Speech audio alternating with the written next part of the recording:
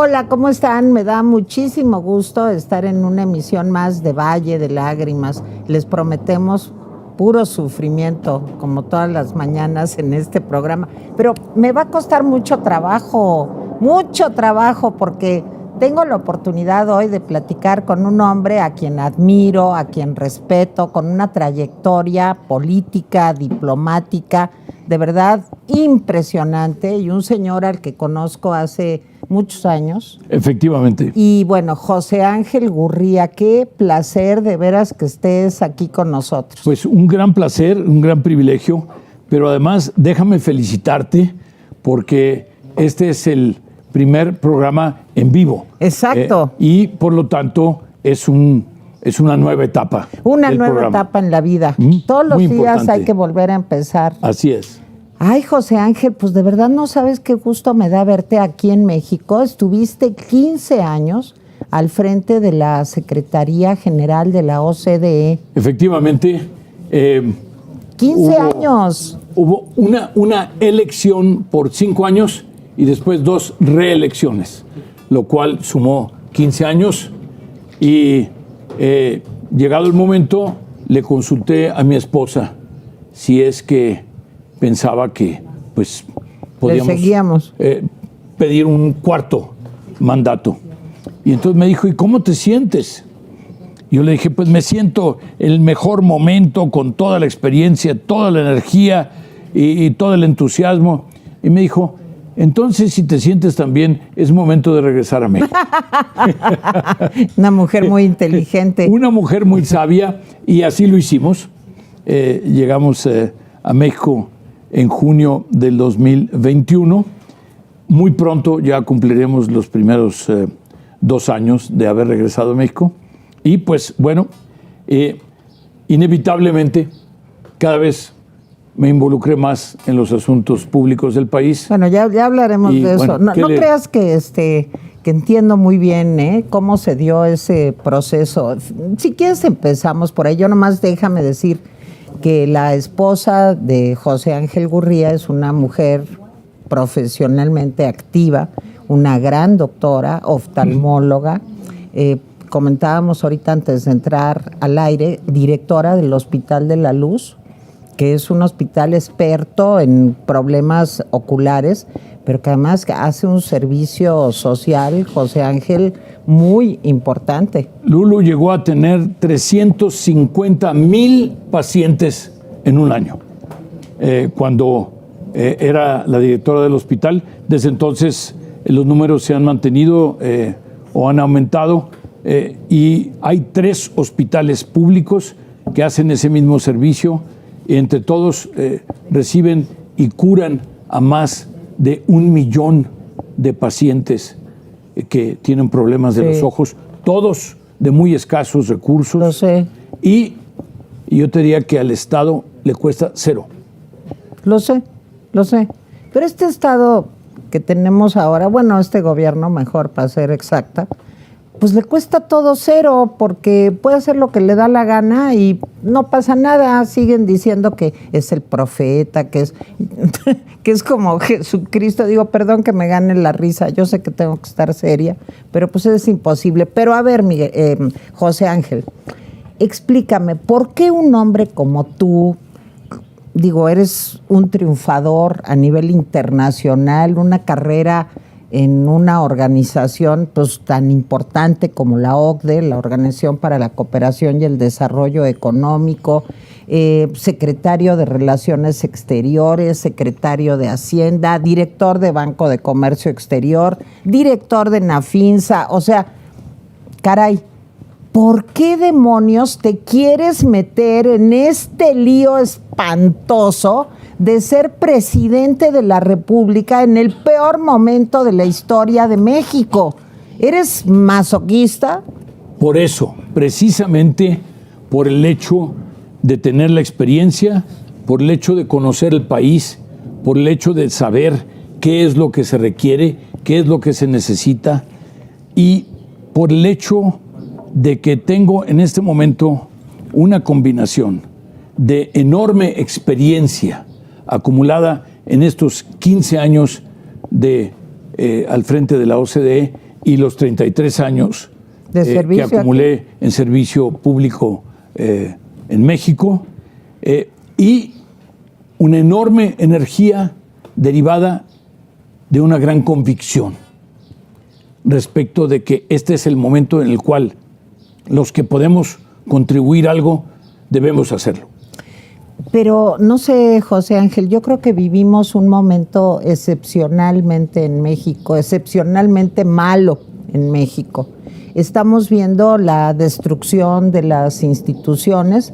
Si quieres te enumero algunas. Bueno, ahí está la Comisión Nacional de Derechos Humanos, ahí está pues en duda la posibilidad de que continúe el INAI, todo el problema para defender al Instituto Nacional el INSABI, Electoral, el CONACYT, etcétera, bueno, etcétera. el CONACYT con militares ahora en su consejo. ¿Qué se puede hacer? ¿De veras se puede hacer algo? ¿O estamos condenados a vivir esto Yo he dicho muchos años? una y otra vez que el próximo gobierno va a ser un gobierno especialmente complejo y difícil. Que el próximo gobierno no va a ser de gran lucimiento. Que el próximo gobierno va a requerir reconstrucción, reconstrucción, reconstrucción. Y yo estoy dispuesto a hacerlo. Yo estoy dispuesto a cumplir ese papel, si tú quieres, ingrato, como ha sido descrito en algunos lugares, pero estoy convencido de que puedo hacer una contribución importante para después de la reconstrucción, después de la reconstitución, después de reconstruir tantas instituciones que han sido violentadas y que han inclusive desaparecido. Así es. Ofrecerles a los mexicanos y sobre todo a los jóvenes un mejor futuro. A ver, hay algo que creo que no se puede componer. Convénceme. ¿Cómo le hago para sacar a los militares de absolutamente todo? Todo esto que pasó en la noche oscura, José Ángel, y lo sabes bien, pues finalmente el gran ganón de estas 20 modificaciones que se aprobaron en 10 minutos cada una por parte del Senado de la República, pues realmente dejan a un triunfador, y el triunfador es el Ejército, que tiene realmente mayor injerencia, mayor presencia y cada vez acapara, digamos, no solamente más poder, sino más recursos. Y yo he escuchado el otro día, lo he escuchado de varios analistas, pero a Jorge Castañeda, escuché también el otro día a David Aponte del Universal, diciendo, ¿y quién va a ser el valiente que se atreve a desmontar eso? Porque me parece que el plan maquiavélico del presidente está tan bien armado que entretejió al Ejército con muchas instituciones y no lo puede sacar. Yo ¿Cómo? creo, Tere, que es al revés. Que es el presidente el que le ha dado facultades crecientes a las Fuerzas Armadas. De acuerdo. Las Fuerzas Armadas lo que han hecho es cumplir con las instrucciones del presidente de la República. Sin embargo, las Fuerzas Armadas tienen un acotamiento que es constitucional, que es legal. Sus funciones están acotadas también. Nos están ayudando en este momento, cuando menos hasta el 2028, porque eso ya fue legislado, con el apoyo a muchas tareas de seguridad pública. Fracasando estrepitosamente. En la calle, pero yo te diría que en este momento, fuera de las Fuerzas Armadas, no tenemos mucho más con lo cual combatir al crimen organizado. Y entonces, yo lo que te diría es que en el momento en que yo llegase a ser el jefe de las instituciones nacionales, lo que haría sería simple y sencillamente pedirle al Ejército que regresen a su trabajo de tipo institucional que marca la legalidad en México Y estoy seguro de que las Fuerzas Armadas estarían de acuerdo en hacerlo. Yo les tengo a las Fuerzas Armadas un enorme respeto. Mi abuelo fue coronel del Ejército Mexicano ya hace muchos años. Estuvo de agregado militar, inclusive en Francia. Inclusive era inventor, entonces le donó el cerrojo del fusil Mauser. Ándale, qué padre. Que él inventó, se lo donó al Ejército Mexicano. Estuvo también a cargo de muchas de las instalaciones militares en México. Entonces, yo te diría, tengo confianza en que si el presidente de la República se lo solicita, las Fuerzas Armadas regresarían a una función mucho más convencional, mucho más tradicional. A ver, José Ángel, yo te voy a llevar un poco la contraria porque quiero que me convenzas, porque me da tranquilidad escuchar un hombre con tanto conocimiento de los temas políticos, pues dándome tu punto de vista. Mira, manejan aeropuertos, manejan a partir de estas reformas el turismo, de por vida se los han dado. Las ganancias del turismo van a ser para los militares. Manejan aduanas, hay una enorme corrupción en las aduanas todavía. Por ahí pasa el fentanilo a Estados Unidos. Tienen pues la construcción del Tren Maya, que veía yo hoy en la mañana un análisis del periódico El Economista que me llamó mucho la atención. Se ha incrementado en 130% el costo original del fallido Tren Maya, que no sé todavía para qué va a servir. En fin, ellos tienen pues abarcadas alrededor de 250 actividades que antes no tenían. Cuando tú me dices con una perspectiva, digamos, correcta, que tienen que regresar a los cuarteles, es decir, ¿cómo van a dejar que los en la medida en que el presidente de la República le solicite, y eso tiene que ver con una reconstrucción institucional?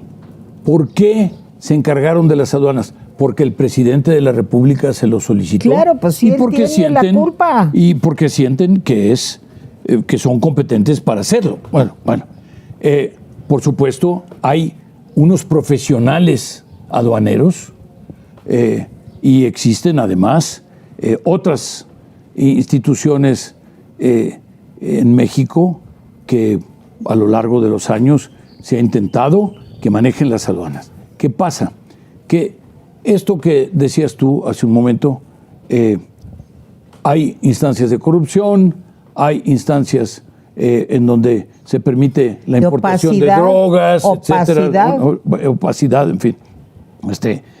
El problema es que en aduanas siempre ha existido el problema. Nunca hemos encontrado una forma de resolver ese asunto, pero ciertamente en este caso fue el propio Ejecutivo el que solicitó, claro, con probablemente la mejor de las intenciones. No lo creo, pero bueno. Pero bueno, vamos a dar el beneficio de la duda. Yo no le doy el beneficio de la duda, José. De que fue con la intención de terminar con la corrupción. El hecho es que la naturaleza humana es invariable.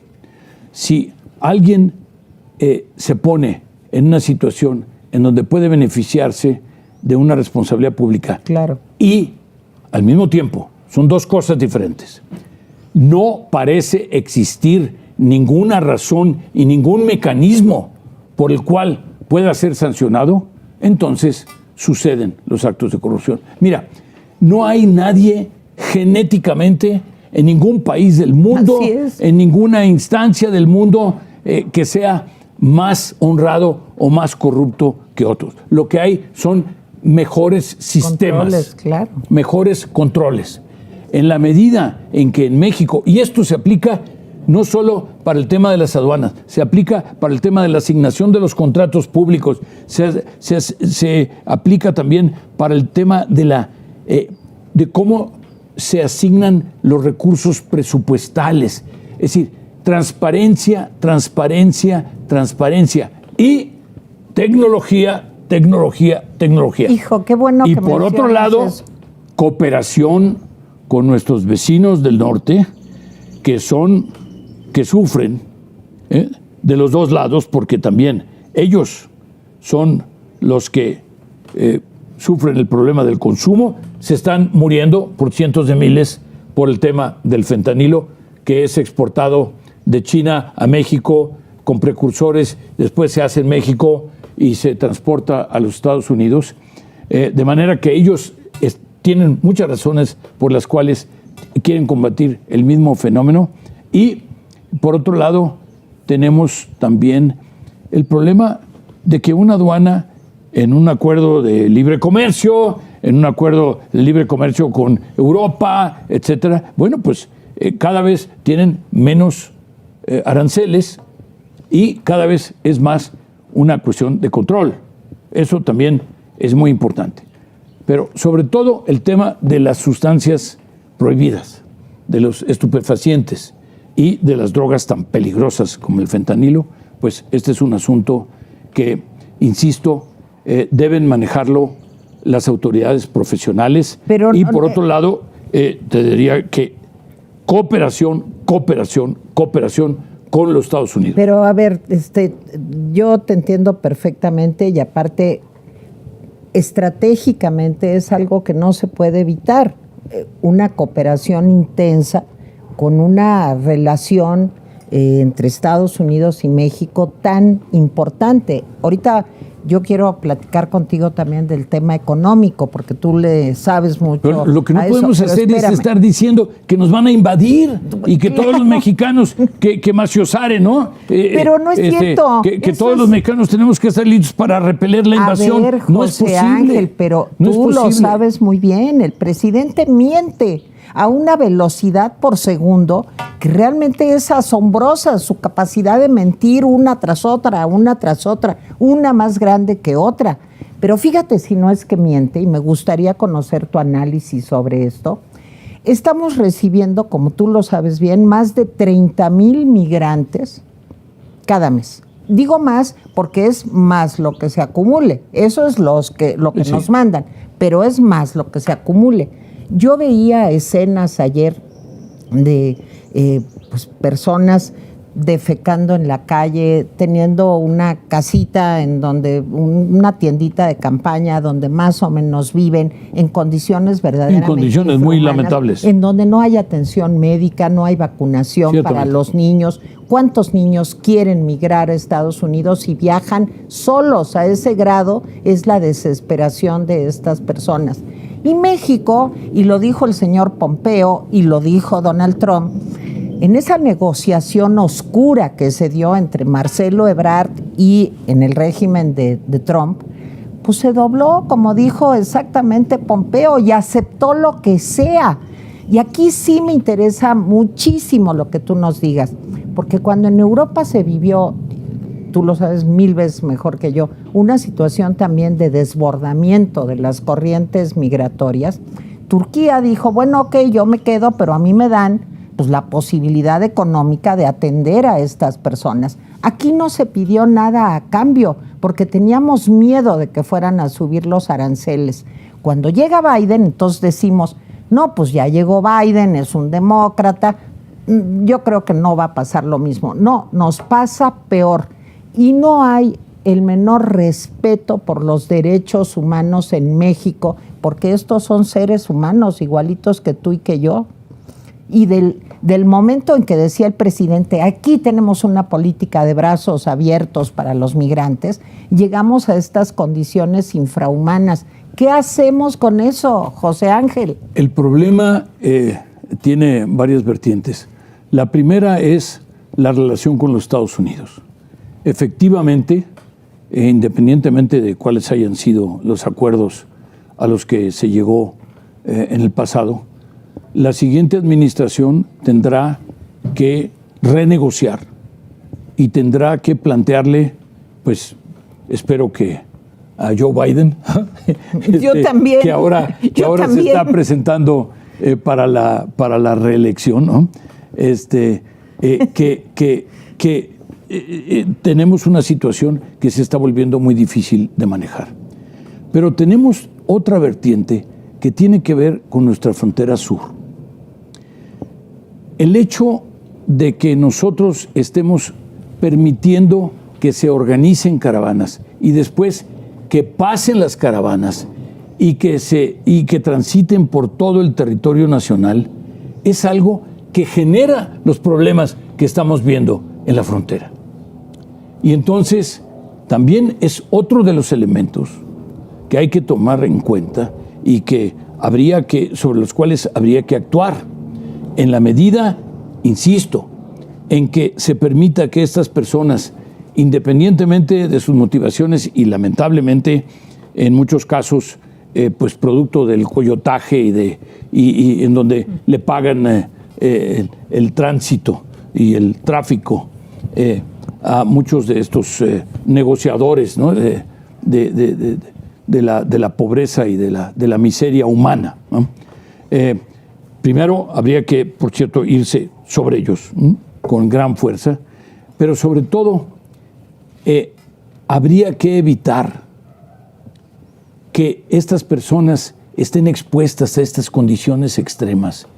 Y eso simplemente habría que hacerlo en la frontera sur y trabajando con los gobiernos de Guatemala, con los gobiernos de Honduras, con los gobiernos de El Salvador, con los gobiernos de Belice, pero también con algunos gobiernos de África, de Haití, y con objeto Venezuela, de evitar que haya este sufrimiento y haya estos dramas. Pero, José Ángel, ¿viste la tragedia de Ciudad Juárez? Realmente es el colmo de la, no sé, violación de los derechos humanos, de la indolencia, de la falta de responsabilidad, que mueran asfixiados, quemados, 40 personas que yo están te diría detenidas. Que además del problema terrible que implica todo el tema de la migración, sí, ese caso particular es un caso de incompetencia flagrante, incompetencia criminal. Exacto. En este caso particular. Que pues yo esperaría que sea castigada con todo el peso de la ley. A ver, José Ángel, tú fuiste el secretario general de una organización con una enorme trascendencia a nivel mundial e importancia. ¿Sirven para algo esas organizaciones? A ver, dame chance. O sea, realmente vemos casos como Cuba, Venezuela, Nicaragua, en donde es imposible que un país tenga un régimen democrático. Y mi pregunta aquí en México es, para allá vamos, desde mi punto de vista, ahorita me contradices. ¿Puede alguna instancia internacional, no sé, la Comisión Interamericana de Derechos Humanos, la ONU, la OEA, quien tú digas, sí, detener este proceso de destrucción de la democracia en América Latina? Sí, pero no serán las organizaciones multilaterales. Pueden ayudar, pueden denunciar, pero no tienen la capacidad de actuar sobre los agentes que realmente hacen la diferencia. Las organizaciones multilaterales finalmente se detienen en la frontera en donde le hacen recomendaciones a los gobiernos. Uh-huh. Y los gobiernos y los partidos políticos y pues, la ciudadanía. Las legislaciones, la ciudadanía toman o no uh-huh. las recomendaciones. ¿De acuerdo? Sin embargo, el tema de, yo te diría, del tema de si nos vamos a convertir en Nicaragua o nos vamos a convertir en Venezuela, o no. La respuesta es no. ¿Por qué? Porque la sociedad mexicana no quiere, porque la sociedad mexicana lo va a rechazar y porque la sociedad mexicana ya hemos visto que en cosas que quizá son menos íntimas y menos directas, como el tema del INE, ya salieron a la calle a decir no se toca el INE y mi voto no se toca y pongo toda la fe en la Suprema Corte de Justicia. Así es.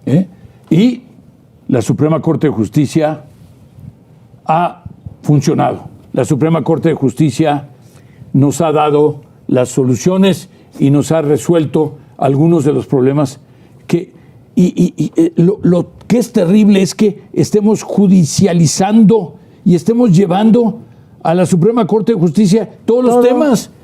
Lo que pasó el sábado pasado fue brutal, fue grotesco, fue increíble, fue inaceptable. Y seguramente se irá a la Suprema Corte de Justicia, se va a impugnar por parte de los partidos políticos, etcétera, por el desaseo completo que se mostró por parte del gobierno en la promoción de estas legislaciones. ¿Y qué va a suceder? Pues que, imagínate tú, había unas buenas leyes y otras malas leyes y otras regulares leyes y otras terribles leyes y otras cosas.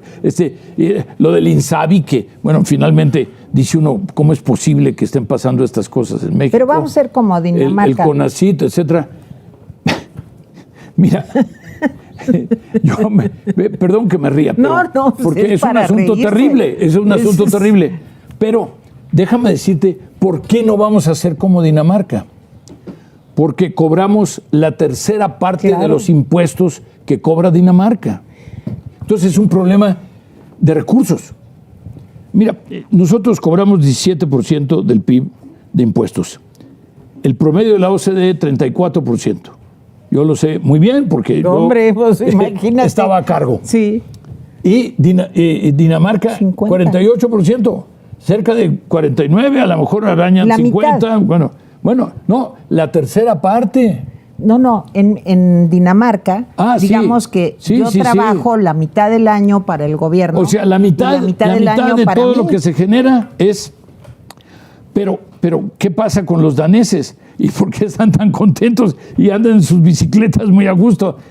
Simplemente porque reciben en educación, reciben en salud, reciben en servicios públicos, reciben en seguridad, reciben en la capacidad de movilidad, etcétera.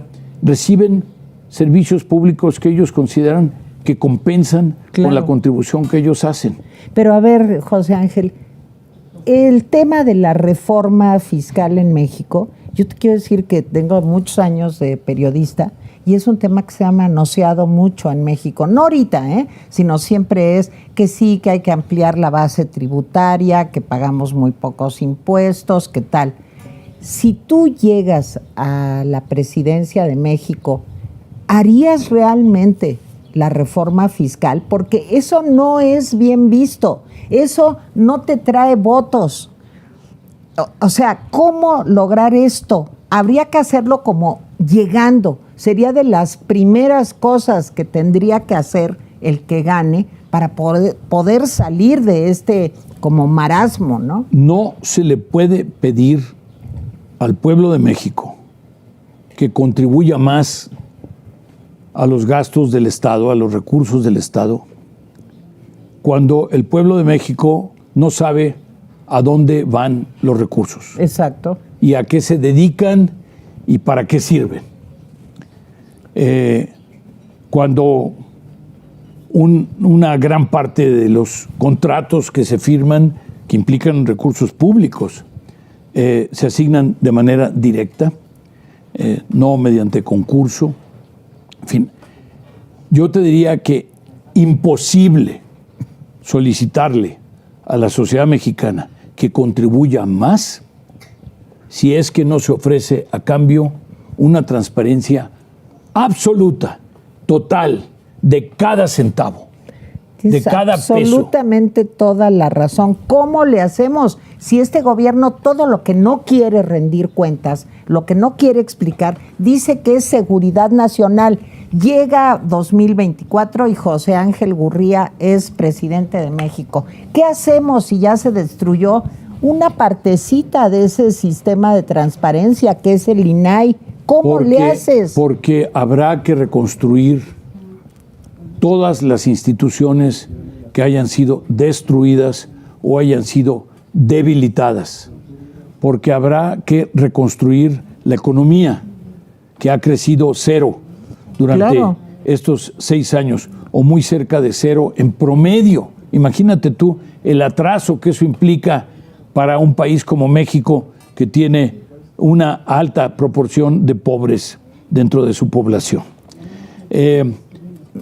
Han aumentado las desigualdades. Más pobres. Tenemos hoy muchos millones, y después de la desaparición del INSABI, no solo hay incertidumbre, sino hay absoluta y total confusión respecto de qué es lo que tiene que hacer una persona que necesita ir a que la operen o a que la curen, ¿no? No es posible. Y además de todo, tenemos un problema de escasez de medicinas. Es decir, el sector de salud ha sido particularmente duro. Destruido. El impacto que han tenido las decisiones de este gobierno. Después tienes el impacto sobre el tema de educación, después tienes el impacto sobre el tema de productividad, el tema de competitividad, etcétera. Va a haber que reconstruir, y además va a haber que reconstruir al INE, y tú hablabas del INAI, y va a haber que reconstruir la Comisión Reguladora de Energía, y va a haber que reconstruir a la CRE, y va a haber que reconstruir a la COFETEL, y va a haber que reconstruir a la COFESE y todo lo demás. Es decir, todo lo que se está debilitando, o como el INAI, en donde simplemente se ha paralizado. Ahora, vamos a ver, esa jueza que ha dicho, no, se tiene que nombrar a los comisionados de inmediato. Así es, a los tres que faltan. Vamos a ver ahora, ¿no?, cómo se le da otra vez la funcionalidad al INAI. Pero estamos hablando de que todo tiene que ir a la Suprema Corte de Justicia. Sí, porque es el único poder que queda. Todo tiene que ir a los jueces. Es que el poder legislativo ya no existe, José Ángel. El poder legislativo ya se lo comió el Ejecutivo. Por eso insisto en que en la próxima administración estamos planteando la posibilidad de un gobierno de coalición en donde ya no haya división y fragmentación entre los votos que va a emitir. Claramente habrá identidad partidista, pero habrá un solo bloque de oposición. Idealmente con MC, por cierto. Ya tenemos al PAN, ya tenemos al PRD, ya tenemos al PRI, y hay que sumar a MC. Y en el momento en que tengamos a ese bloque de oposición, tendremos muy buenas posibilidades, porque además habrá 3 grupos importantes de posibles electores de los que estamos hablando en el futuro. Y por otro lado, porque es decir, estamos hablando de los jóvenes, estamos de los nuevos ciudadanos, estamos hablando de mucha gente que dijo, yo no voté por esto. Y también de los arrepentidos. Porque hay muchas gentes que se abstuvieron. En el 2018, aún mayor el número que se abstuvo, que esto es típico, en el 2021. Y ahora espero que la gente salga de manera muy importante a votar. A ver, José Ángel, una pregunta. Económicamente, tú lo mencionaste hace un momento, ha sido un sexenio cero, un sexenio en donde no ha pasado nada en cuanto a crecimiento económico. En el sexenio de Peña veíamos que crecía la economía 2.5% del PIB y decíamos, el PIB crecía 2.5%, decíamos, qué mediocre. Yo sé que cuando tú eras secretario de Hacienda, si no recuerdo mal, el país crecía más del 6%. Es así, ¿no? Casi el 7%. Casi el 7%. Así es. Pero fíjate. En el año 2000. Pero fíjate qué curioso. Ahorita me contestas. A pesar de que había una transición de gobierno. Sí. A ver, escuchemos, por favor, porque esto es muy importante. En aquellas épocas, ¿qué años? ¿90? No, estamos hablando del año 2000. El año 2000, sí, claro, Cedillo. En el año 2000 crecía nuestra economía más del 6%. Casi el 7%. Casi el 7%. Bueno, y ahora, ¿qué sucede? Nos caímos, pero que no digan solo que es por el COVID. Desde antes ya nos habíamos caído. ¿Te acuerdas que en 2019? En 2019 tuvimos un decrecimiento modesto, pero un decrecimiento. Así es. Fue ahí por méritos propios, por cierto. No fue por una circunstancia mundial. Así es, por méritos de López Obrador, sí, sí. Bueno, fíjate, y de todas maneras, en medio de esta turbulencia del COVID y demás, nos caímos y desgraciadamente no hemos podido remontar esto cuando no ha pasado esto en otros países que lograron ya remontar la caída con motivo de la pandemia. No me contestes porque vamos a oír a Vero en este momento. Ahorita quédense pendientes porque este es el mero mole de José Ángel Gurría. De esto sabe un chorro. Así que ahorita aprovechemos. A ver, Vero, bonita, ¿cómo estás? Muy bien, Tere, ya te extrañaba así en esta convivencia. Yo también, Vero, pero son malos, no me quieren, sobre todo el Alasraqui. Señora Tere, qué guapa, dice, y qué bonito. Exacto. Se ve su pelo. Yo estoy de acuerdo, totalmente, ¿verdad, Vero? Muy bien. Cada vez más guapa. Tere siempre viene a ponernos de buenas. Exacto. Y a poner más bonito a Typical TV. Es mi hija. No, no es cierto. Hijita querida, ¿cómo estás? Ay, Teresita. A ver, pues nada más para recordarles a nuestros amigos la importancia que tiene compartir el programa, darle like, de verdad a nosotros nos sirve muchísimo. Para ustedes es completamente gratis. Cada vez somos una familia más grande en Atypical TV. Ya somos 584,000 suscriptores en YouTube y 514,000 en Facebook. Pero muy pronto queremos llegar a los 600,000. Por eso suscríbanse. Aquí en la pantalla les va a aparecer en este momento la manera de suscribirse paso a paso. Es muy, muy sencilla. Les lleva 2 segunditos. Y a nosotros nos ayuda porque YouTube nos recomienda a más personas. Entonces, por favor, ayúdenos a suscribirse, a darle like. Tenemos un par de mensajes de personas que aportaron. ¿Te gustaría que los leyéramos ahorita? Claro, Vero. Perfecto. Que le echen flores aquí a José Ángel. Que digan que es un señor muy guapo. Dice que se ve guapísima, se ve guapísima. Todo el mundo te está echando porras a ti. Exacto, está muy bien. María Muñoz nos manda 2 euros y dice, Tere, es un gusto ver tu programa en vivo otra vez. Muchas gracias. Es todo un gusto. También tenemos a varias personas que adquirieron una membresía típica para apoyarnos mes con mes. S.D. Guzmán, Mercedes Pérez y Mari Welch, muchísimas gracias. Ya son parte de la familia Typical. Ignacio Martínez y Alejandro Martínez Garza también. Y también tenemos la aportación de $10 de Senia Orixaz, que también nos apoya en todos los programas. Senia, muchísimas gracias. Y comenta, el único maciosare es Manuel Andrés López Obrador. Entonces, ahí se los dejo sus comentarios y ahora sí para que vayan con el gran programa de Ay, Vero, pues qué comentario tan de veras elegante, porque yo le hubiera dicho otras cosas, ¿verdad? Bueno, Senia se portó muy bien. Gracias, Vero. A ustedes, Ella es la más bonita, Vero. Después de Tere Vale. Exacto, sí. Mi querido José Ángel, a ver, volvamos a la triste realidad. Económicamente, ¿qué va a pasar con México? Porque el presidente se le llena la boca diciendo que económicamente vamos muy bien, el superpeso en 17 pesos. Explícame eso, por favor, lo del superpeso, todo eso. Mira, en efecto tendremos un promedio de crecimiento de cerca de 0.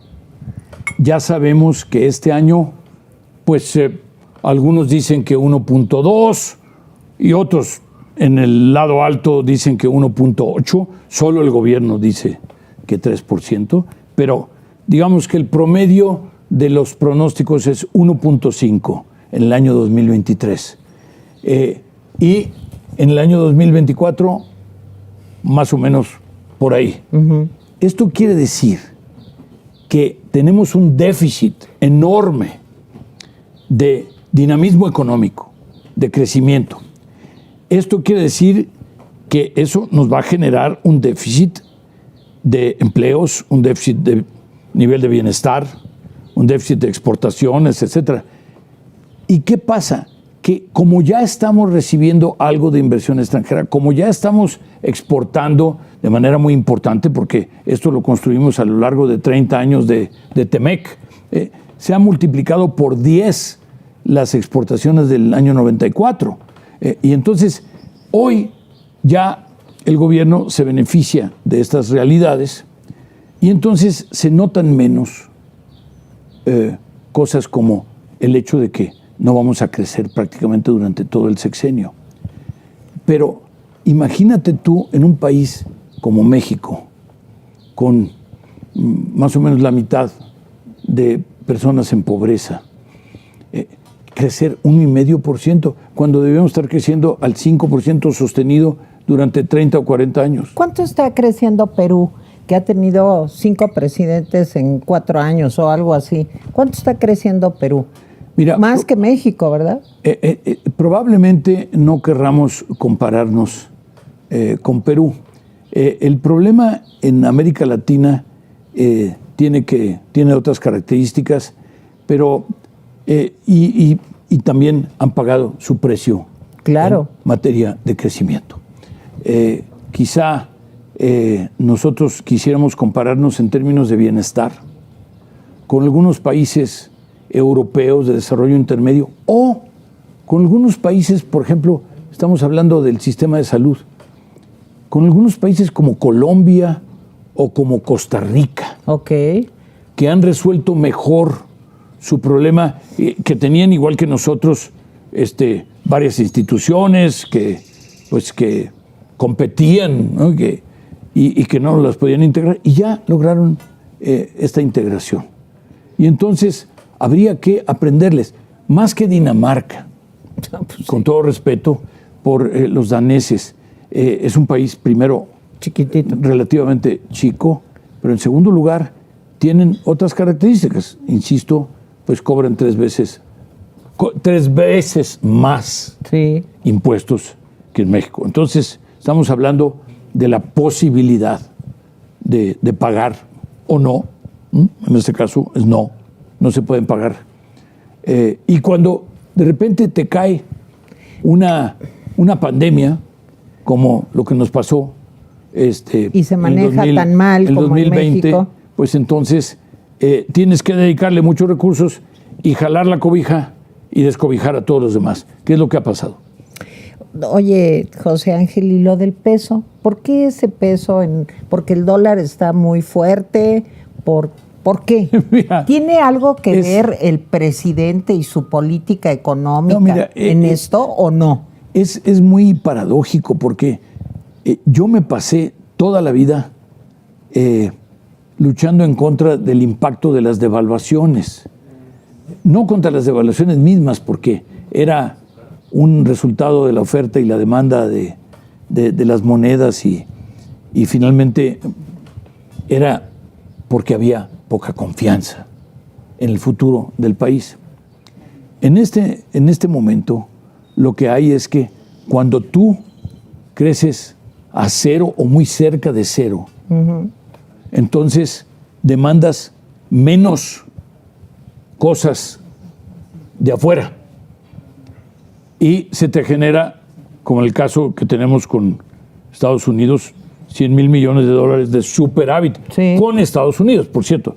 Con China tenemos un déficit, con otros países tenemos un déficit, pero con Estados Unidos en particular. Y entonces, tú tienes, primero, $500,000 millones de exportaciones.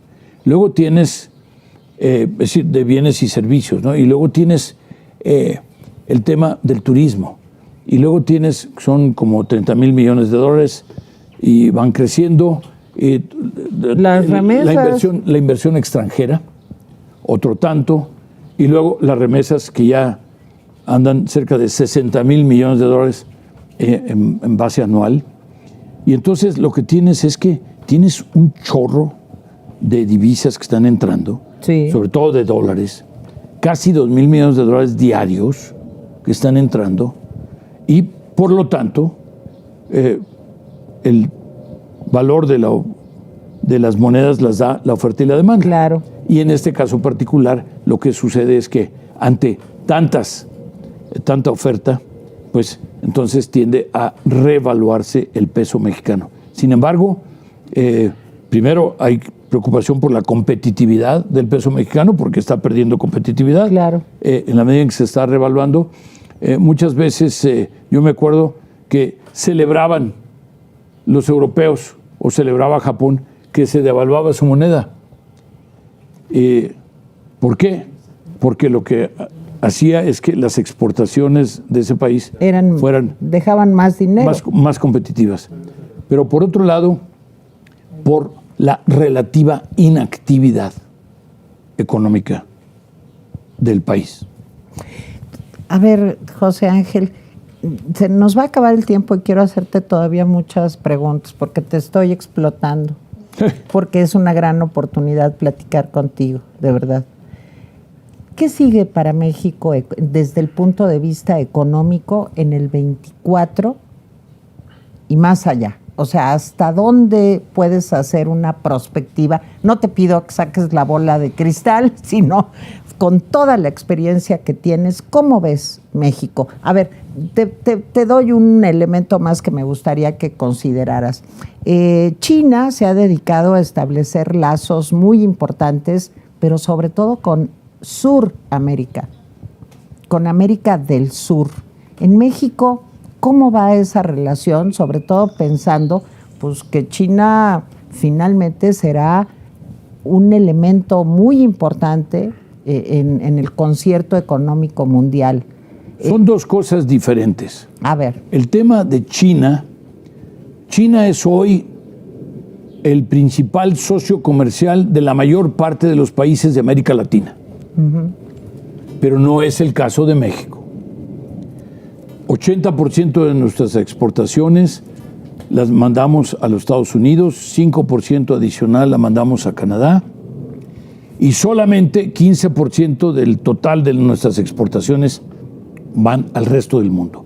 Primer asunto, este es un tema que estamos desaprovechando porque ya tenemos los instrumentos, claro, ya tenemos el acceso, ya tenemos los acuerdos de libre comercio y de inversiones y sin embargo no los estamos aprovechando con Japón, con Singapur y con Israel, con toda Europa, para empezar, el acuerdo de libre comercio con Europa, el Indo-Pacífico, etc.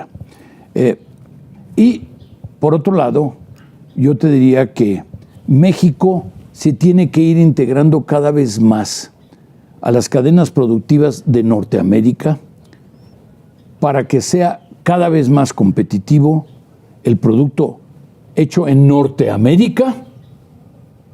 ¿El nearshoring? No solo el nearshoring, las inversiones naturales, si es que logramos atraer si no espantamos a la clientela, ¿no? Claro. Con las políticas públicas. Con la cláusula exorbitante. Bueno, pero entonces lo que tenemos es que en el caso de México, nuestro futuro depende de un mayor grado de integración con América del Norte y al mismo tiempo aprovechar los instrumentos que ya tenemos para acceso a los demás países del mundo. Este es un tema, el tema de China en particular. Pero luego tú decías, ¿y qué va a pasar? Píntame un poco cómo se ve a México. En primer lugar, yo diría, el reto más importante de la sociedad mexicana es generar unidad. Se rompió el diálogo entre el gobierno y la sociedad mexicana. Ergo, las muy malas políticas públicas que se están poniendo en práctica, porque no se pregunta, no se escucha y por lo tanto y no se importa toman lo que digan otros. No, y se toman decisiones entonces en donde no se consulta a los interesados, a los que van a ser directamente afectados.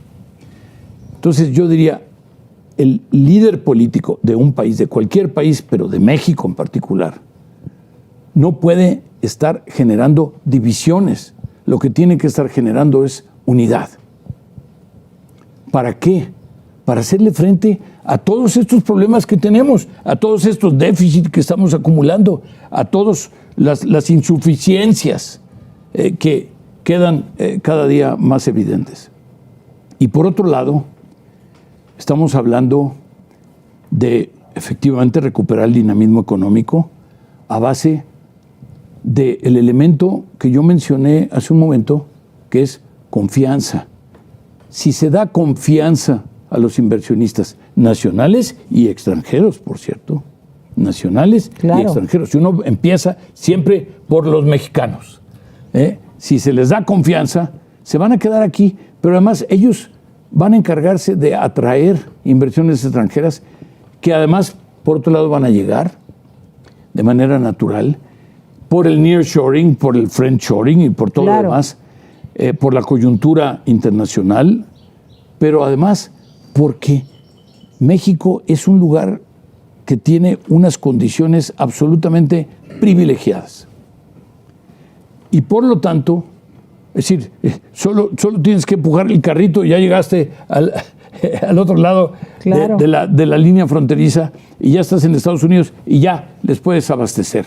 Y esto es un privilegio que tiene México, que no tiene ningún otro país más que Canadá, y estamos ya integrados, ya tenemos el instrumento legal y ya tenemos el acceso. Pero a ver si no lo destruye el señor, ¿no? No, esto no se destruirá porque depende, en el fondo, de miles y miles de empresas mexicanas, americanas y canadienses que fueron las que hicieron que el señor Trump, a pesar de estar ruidosamente denunciando el TEMEC o el NAFTA 2 como el peor acuerdo internacional que habría firmado jamás los Estados Unidos, sin embargo, se renovó. ¿Y por qué se renovó?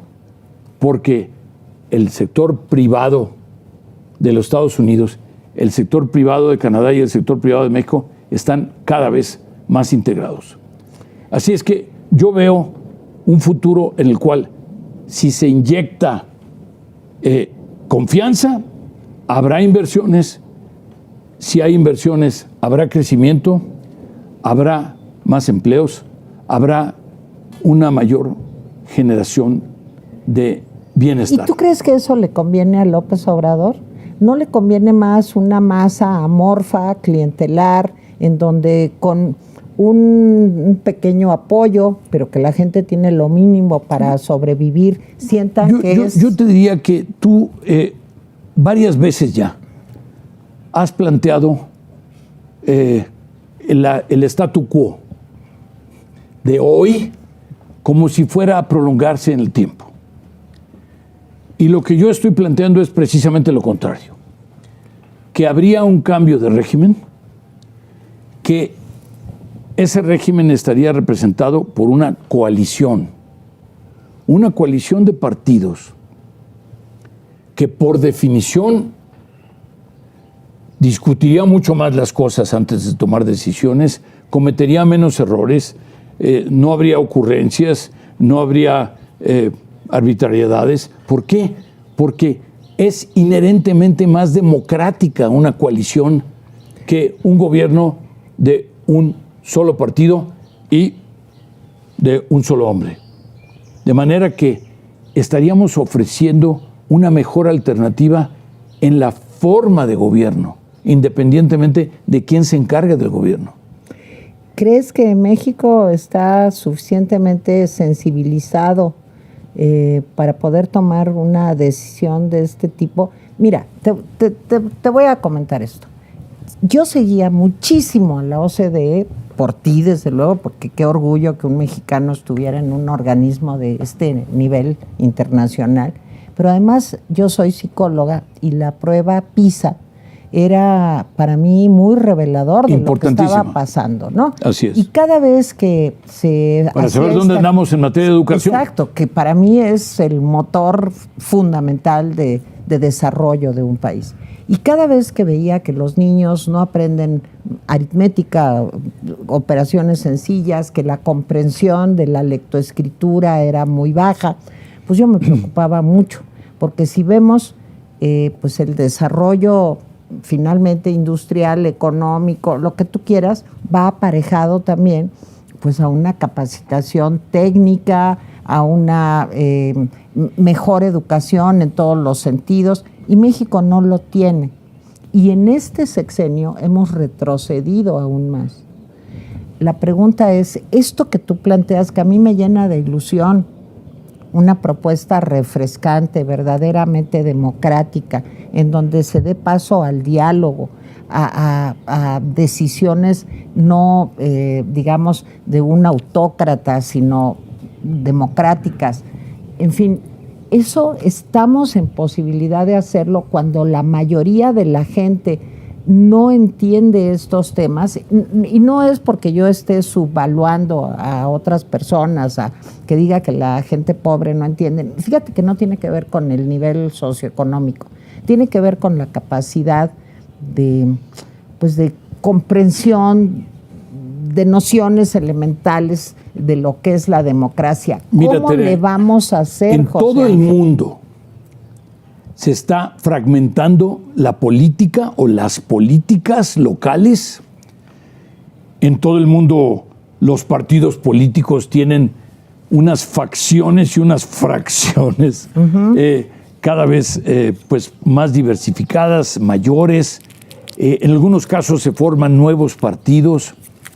Y entonces el tema de las coaliciones es la norma. Yo diría que México ha sido la excepción. ¿Pero alcanzan las coaliciones para ganarle a esto?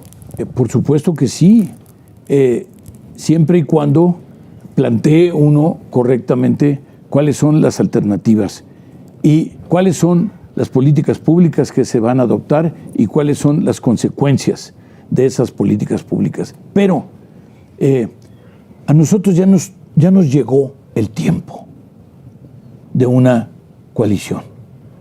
Ya nos llegó el tiempo de formar un gobierno de varios partidos, como el de Alemania durante tanto tiempo, como el de Francia, como el de Inglaterra, o como España. el de España y como el de Italia, etcétera. Ahora, yo sé que son regímenes que son parlamentarios. Inclusive las bases legales para un gobierno de coalición en México son diferentes. Claro. Sin embargo, yo te diría que en la práctica, esto es el único camino que le queda a México, porque, insisto, hay que ofrecerle una mejor solución y una mejor forma de gobierno para asegurarle que además vamos a tomar mejores decisiones y que las políticas públicas serán en su beneficio y que además se les va a consultar. El hecho de que cada vez que haya algo que les afecte, se les va a consultar, se les va a anunciar y a los más afectados habrá que compensarlos, como sucede en todas las democracias del mundo. José Ángel, si llegas a ser presidente, bueno, dos cosas, me vas a dar una entrevista, eso sí, pero ¿qué sería lo primero que harías? Dime 3 cosas que harías en tu primer año de gobierno. Unidad. ¿Cómo? Pero dame el remedio y el trapito. ¿Cómo se logra eso? Lo más importante es que el discurso del líder político de nuestro país convoque a la unidad, promueva la unidad y además le diga a la sociedad mexicana que la unidad es la única forma en la cual podemos combatir todos los retos que tenemos enfrente con éxito, y que la división y que el hecho de sentir que hay unos ánimos encontrados entre una mitad de la población y otra, y en donde pues el hecho de pertenecer a un nivel socioeconómico por definición te hace bueno, y el hecho de pertenecer a otro nivel socioeconómico por definición te hace malo. Bueno, todas esas son falaces, estas divisiones. Hay que curar, hay que traer a la sociedad Ese de regreso. Es uno. Dos. Habría que recuperar, por supuesto, el dinamismo económico, sobre todo porque es la única forma de aliviar la pobreza y la desigualdad en México. La pobreza y la desigualdad serían el segundo gran objetivo que yo atacaría, y el instrumento, fíjate aquí, el instrumento, no el objetivo es crecimiento, el instrumento a través del cual podemos combatir con éxito la pobreza y la desigualdad es el crecimiento, porque ese te da más ingresos, porque ese te permite redistribuir, porque ese te permite generar entrenar riqueza mejor y también generar riqueza y más satisfactores. Y la tercera, tú hace un momento decías, bueno, ¿y qué toma uno primero?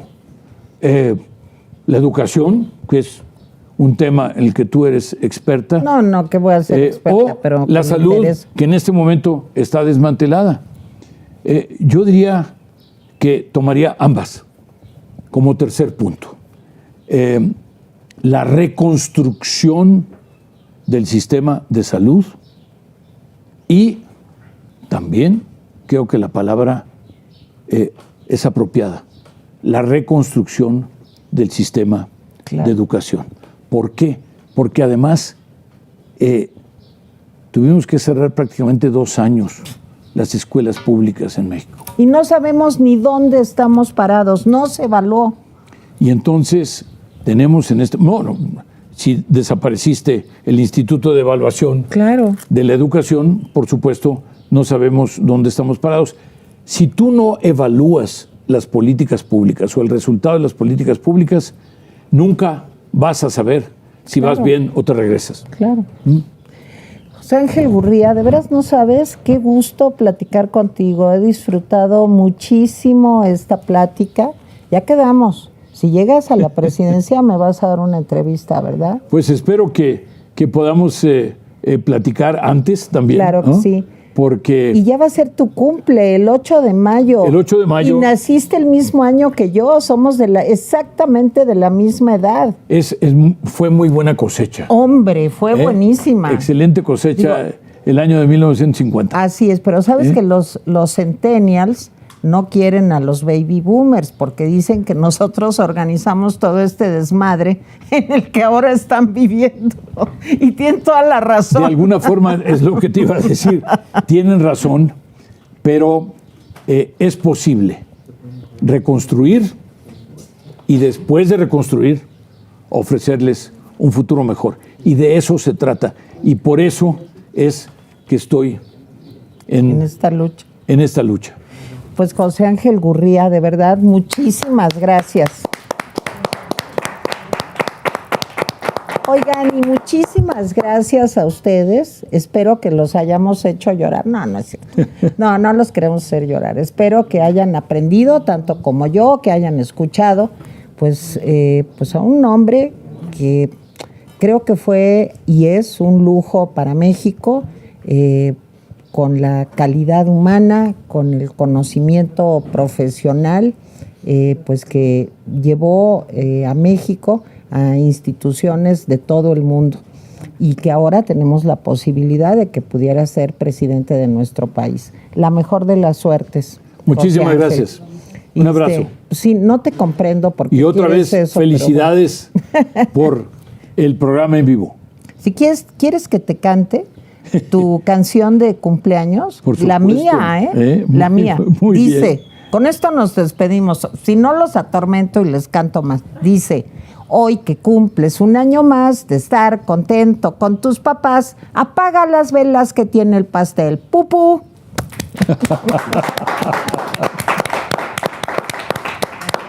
José Ángel Gurría, gracias por habernos acompañado. Gracias.